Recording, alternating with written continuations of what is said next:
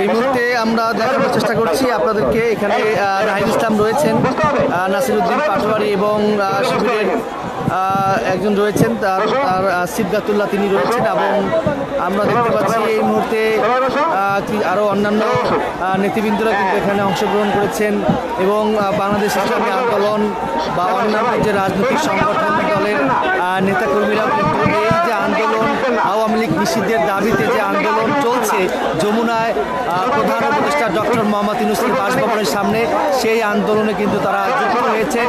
আমরা সেটি আসলে গ্লোবাল টেলিভিশন ফেসবুক পেজে সরাসরি দেখানোর চেষ্টা করছি।